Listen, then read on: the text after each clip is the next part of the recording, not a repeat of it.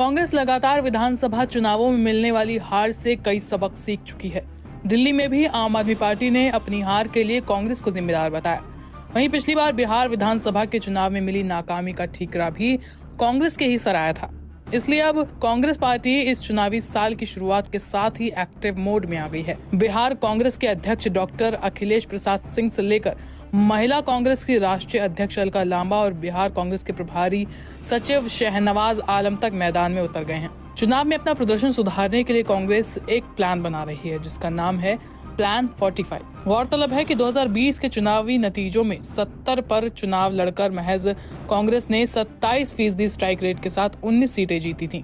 ऐसे में अब पार्टी का ध्यान उन सीटों पर है जहां से वो ज्यादा से ज्यादा सीटें जीत पाए। कांग्रेस ने 2015 के विधानसभा चुनाव में 41 सीटों पर चुनाव लड़ा था और 27 सीटें जीतने में सफल रही थी, जो 1995 में 29 सीटों पर जीत के बाद बिहार चुनाव में पार्टी का सर्वश्रेष्ठ प्रदर्शन था। कांग्रेस को इतनी सीटें लड़ने के लिए तब मिली थी जब महागठबंधन में जेडीयू भी थी। 2020 के चुनाव से पहले कांग्रेस नेतृत्व अधिक सीटों की डिमांड पर अड़ गया था। हाँ ना का दौर चलता रहा और आखिर में बात बन गई। तेजस्वी यादव के साथ राहुल गांधी के साथ चर्चा होने के बाद लालू यादव की पार्टी ने आखिरकार कांग्रेस को 70 सीटें देने में हामी भरी, जो 2015 के चुनाव के मुकाबले 29 सीटें ज्यादा थी। सीटों की संख्या में कांग्रेस की चल गई, लेकिन जब माइक्रो लेवल पर सीटों का आवंटन हुआ तो ग्रैंड ओल्ड पार्टी के साथ यहीं पर खेल हो गया। कांग्रेस को जो सीटें दी गई उनमें 45 सीटें तो ऐसी थीं जहां पिछली बार पार्टी 4 बार से चुनाव नहीं जीत पाई। आरजेडी ने कांग्रेस की 70 सीटों की डिमांड मान तो ली थी, लेकिन ऐसी सीटें दे दी जहां एनडीए का प्रभाव ज्यादा था। इससे सीट शेयरिंग में कांग्रेस भले ही आरजेडी के बाद दूसरे सबसे बड़े घटक का टैग हासिल करने में सफल रही,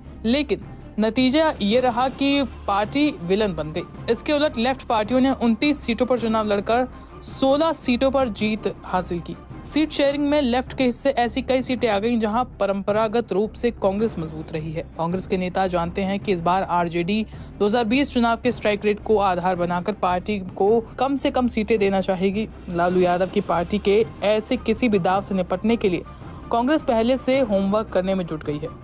इसी को ध्यान में रखकर पार्टी ने प्लान 45 बनाया है।